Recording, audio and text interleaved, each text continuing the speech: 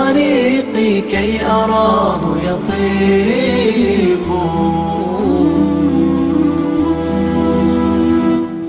بسم الله الرحمن الرحيم. الحمد لله رب العالمين، والصلاة والسلام على أشرف الأنبياء والمرسلين نبينا محمد وعلى آله وصحبه أجمعين. Chers frères, chères sœurs, assalamu alaikum wa rahmatullahi wa barakatuh. Et bienvenue à tous et à toutes dans la continuité de nos cours sur le mois de Ramadan, en demandant à Allah subhanahu wa ta'ala de nous faciliter à tous et à toutes les œuvres pieuses dans ce mois béni et qu'il accepte nos œuvres. Et nous avions terminé au cours passé les personnes qui ont perdu conscience par cause d'évanouissement ou coma. Donc si la personne elle perd conscience pendant toute la journée, eh bien elle devra rattraper son jeûne car elle est toujours considérée comme responsable.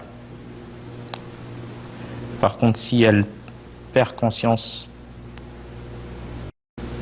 dans la journée, une partie de la journée, elle perd conscience, eh bien son jeûne est valable et elle n'a pas à le rattraper. Si à un moment de la journée elle a repris conscience, eh bien son jeûne est valable et elle n'a pas à le rattraper. Comme une personne qui a mis l'intention en début de journée et a jeûné, puis au cours de la journée elle a perdu conscience pendant une partie de la journée. Eh bien son jeûne est valable et elle n'a pas à le rattraper, à différence de la personne qui a perdu conscience pendant toute la journée. Et aussi il y a le sommeil. Si une personne elle a mis l'intention de jeûner, puis elle a jeûné de l'aube après avoir mis l'intention de jeûner, et elle s'est réveillée que à la prière du maghrib, eh bien son jeûne il est valide. Mais la personne elle doit faire l'effort dans un premier temps de respecter et de se soumettre aux autres prescriptions religieuses qui sont la prière. Si la personne elle s'endort de l'aube jusqu'au maghrib, où sont les prières effectuées du Dhuhr, du Asr. Mais son jeûne est valide. Son jeûne est valide. Puis nous avons terminé le cours passé par la personne qui est incapable de jeûner, car nous avons dit que parmi les conditions, être capable de jeûner, que ce soit une capacité physique, à l'inverse des personnes malades ou trop âgées qui sont dans l'incapacité de jeûner. Eh bien pour eux, ils sont excusés. Et aussi être capable d'un point de vue religieux, car la femme qui a ses menstrues est dans l'incapacité de jeûner et elle ne doit pas jeûner car elle est indisposée à cause des menstrues ou des lochis. Donc elle ne doit pas jeûner. Elle ne doit pas jeûner et elle devra rattraper ses jours pour la personne qui a ses menstrues ou lochis. Donc la personne qui est dans l'incapacité de jeûner du fait qu'elle est malade, elle a une maladie qui est incurable, qu'Allah nous en préserve, comme le cancer ou toute autre maladie où les médecins ont jugé que la personne n'a pas espoir de guérison de cette maladie. Eh bien cette personne elle doit compenser pour chaque jour non jeûné en nourrissant un pauvre. Et bien évidemment elle ne doit pas commencer la compensation au début du mois, c'est-à-dire au début du mois sortir tous les jours non jeûnés. Non, car la cause de compensation n'est pas apparu. C'est-à-dire il faut qu'il y ait le jeûne, que la personne n'est pas capable de jeûner. Ce jour-là, elle compense, mais pas avant. Mais pas avant. C'est pour ça qu'elle ne doit pas donner cette compensation en début du mois de Ramadan. Non. Et ça c'est l'avis de la majorité des savants. Donc soit elle donne pour chaque jour non jeûné, elle donne pour chaque jour en compensation en nourrissant un pauvre. Et cela c'est selon ce qui est considéré dans le pays comme étant un repas. Ce qui est considéré dans le pays dans le pays dans lequel vit la personne, qui est considéré comme un repas, qui nourrit une personne. Eh bien, c'est cela que la personne doit donner en compensation à un nécessiteux. Un repas qui nourrit. Et qui est considéré comme repas. Soit que ça soit cuit ou que ça soit cru. Donc la personne, soit elle donne pour chaque jour non jeûné, ou soit elle donne à la fin du mois de Ramadan. Car les causes de compensation sont apparues du fait que les jours n'ont pas été jeûnés. Donc à la fin du mois de Ramadan, elle compte les jours non jeûnés et elle nourrit en compensation les jours non jeûnés en donnant aux nécessiteux pour chaque jour non jeûné. Un repas pour chaque jour non jeûné. Ou sinon, elle peut aussi le donner après en début du mois de Shawwal. Début du mois de Shawwal, si le Eid c'est demain et commence Shawwal demain, par exemple, eh bien, il lui est possible après, en début du mois de Shawwal, de sortir cette compensation des jours non jeûnés.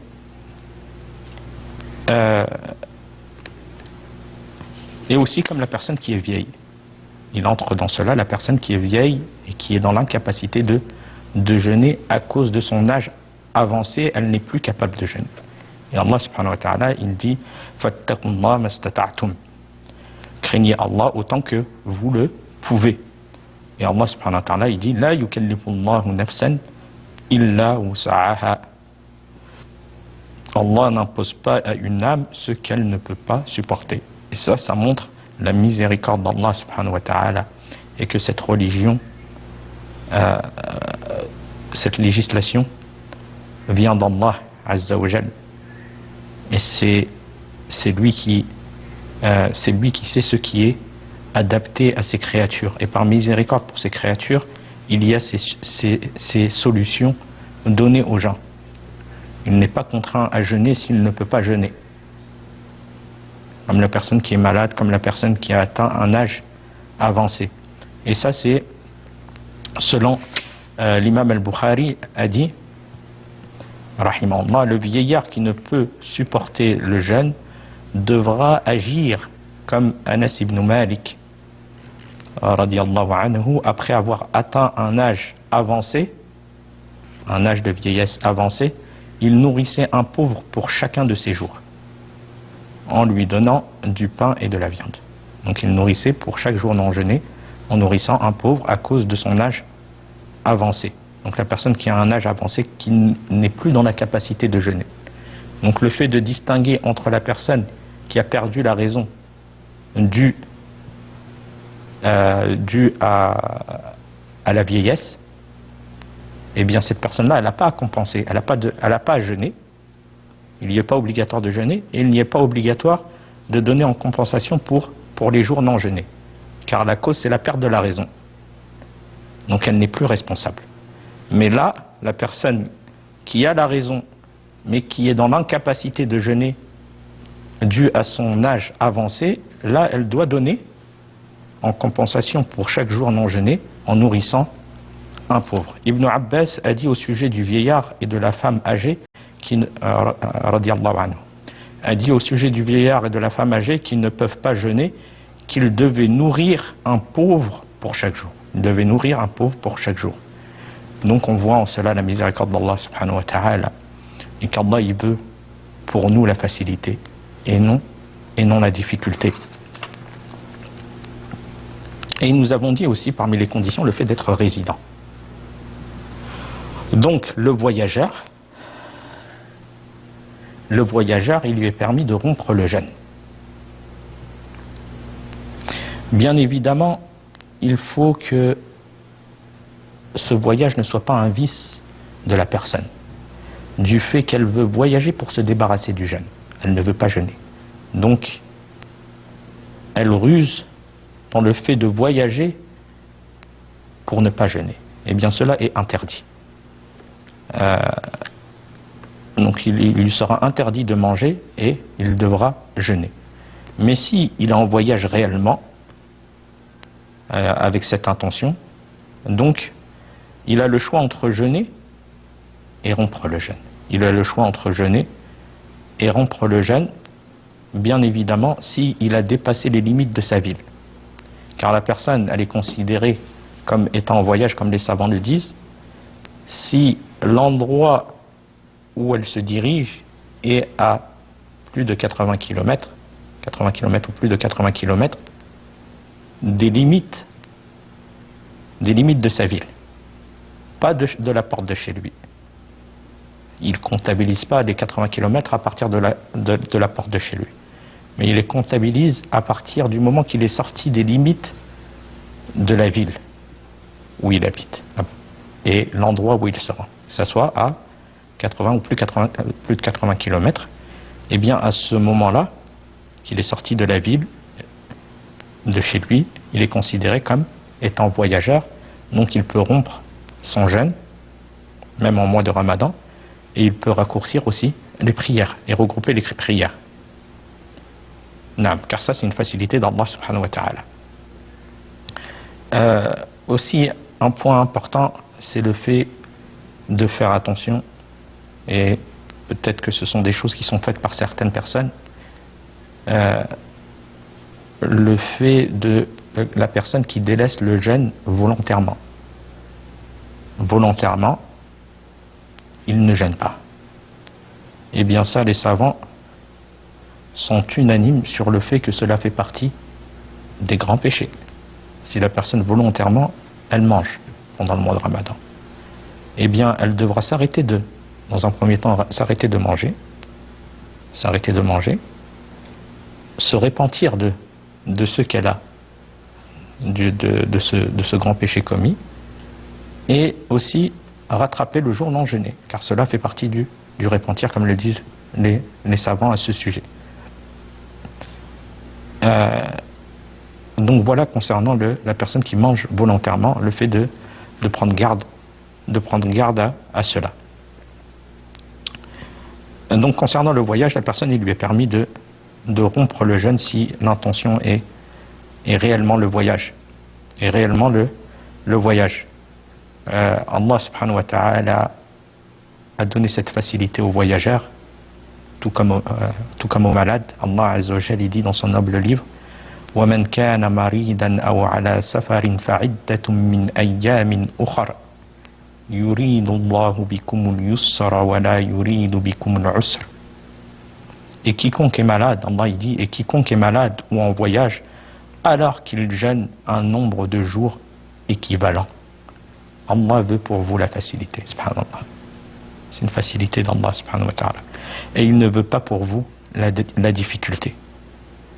Anas ibn Malik radiallahu anhu rapporte: nous étions en voyage en compagnie du prophète sallallahu alayhi wa sallam, et celui qui jeûnait ne faisait pas de reproche à celui qui mangeait, et celui qui mangeait ne blâmait pas celui qui jeûnait. Celui qui mangeait ne blâmait pas celui qui mangeait, car c'est une facilité qu'Allah a autorisée, c'est une raison valable de rompre le jeûne. Et Abu Sa'id al-Khudri a dit, les compagnons radiallahu anhu, estimaient qu'il était bon de jeûner si on en avait la force. et de manger si on se sentait faible. Donc le voyageur, il doit choisir ce qu'il y a de plus facile pour lui. Ce qu'il y a de plus facile pour lui. Et si les deux sont identiques, qu'est-ce qu'il est préférable de privilégier? Il est préférable de privilégier le jeûne, afin que la personne ne soit pas endettée d'un jeûne. Ni si la personne, il y est facile pour jeûner. Et des fois, la facilité, elle est présente de nos jours. Par exemple, une personne, elle voyage d'un endroit à un endroit, elle prend l'avion. En quelques heures, avec la clim des fois et autres, en quelques heures, elle se retrouve, malgré que c'est un voyage qui est long, elle se retrouve à l'endroit souhaité sans ressentir aucune difficulté. Eh bien, il est préférable dans ce cas pour elle de jeûner. Il est préférable pour elle dans ce cas de jeûner. Et le prophète sallallahu alayhi wa sallam a déjà jeûné en voyage, comme le hadith qui à ce sujet. Le prophète sallallahu alayhi wa sallam, comme le rapporte Abu Darda, pendant que le Ramadan pendant le Ramadan nous partîmes en voyage en compagnie du prophète sallallahu alayhi wa sallam sous une chaleur caniculaire, si bien que l'un d'entre nous posait sa main sur sa tête en raison de la chaleur. Parmi nous, seul le messager d'Allah sallallahu alayhi wa sallam et Abdullah ibn Rawaha jeûnaient. C'était les seuls à jeûner. Et il a été dit que le prophète sallallahu alayhi wa sallam, il jeûnait, parmi les explications des savants sur le sujet, que le prophète sallallahu alayhi wa sallam jeûnait car ce n'était pas difficile pour lui, alayhi salatu wa sallam. Pourquoi? Car les compagnons étaient à son service. Les compagnons, ils étaient au service du prophète sallallahu alayhi wa sallam, d'où du fait que le prophète sallallahu alayhi wa sallam, il jeûnait car il ne ressentait pas la difficulté du jeûne. Donc le prophète sallallahu alayhi wa sallam a jeûné en voyage, et ce qui prouve que la personne, il lui est préférable de jeûner si le fait de jeûner ou de rompre le jeûne, les deux sont identiques pour elle.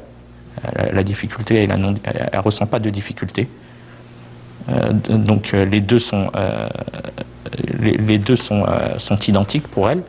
Et il est préférable pour elle de privilégier le jeûne afin qu'elle n'ait pas de dette et de jeûne à rattraper. Par contre, si la personne elle a du mal, il y a des personnes, même ça peut être pour leur santé très difficile. Elle a du mal à jeûner. Elle est dans des grandes difficultés. Les gens, ils sont différents à ce sujet. Eh bien, à ce moment-là, elle doit rompre le jeûne. Il est obligatoire de rompre le jeûne. Car le prophète sallallahu alayhi wa sallam rompit le jeûne lorsqu'il devint pénible pour ses compagnons. Non. Et certaines personnes continuèrent malgré tout à jeûner. Il y avait des personnes qui ont continué à jeûner. Et qu'est-ce qu'il a dit, alayhi salatu wa sallam? Les voilà les désobéissants. Les voilà les désobéissants. Donc la personne qui ressent une difficulté, une grande difficulté à jeûner, elle doit rompre le jeûne pour être en conformité avec la sunna du prophète alayhi salatu wa sallam. Et Jabir rapporte, radiyallahu anhu, alors qu'il était en voyage, le prophète sallallahu alayhi wa sallam aperçut un attroupement autour d'un homme auquel on s'efforçait de faire de l'ombre. Il demanda qui est-ce? On lui répondit, c'est quelqu'un qui jeûne. Il dit alors, ce n'est pas agir en bien que de jeûner en voyage. Donc la personne qui est en voyage et qui ressent des difficultés à jeûner sur sa santé, sur sa personne, elle doit rompre le jeûne. Puis, s'il y a une personne qui est en voyage et elle rentre chez elle, on parlera, Inch'Allah, de ce sujet. Elle rentre chez elle, est-ce qu'elle doit continuer à jeûner ou rompre le jeûne? Est-ce qu'elle doit s'arrêter de manger? On continuera, Inch'Allah, On parlera de ce sujet au prochain cours بإذن تعالى. وفي الختام هذا والله أعلم وصلى الله على نبينا محمد والسلام عليكم ورحمة الله وبركاته. قلوبا بالهداية والتقى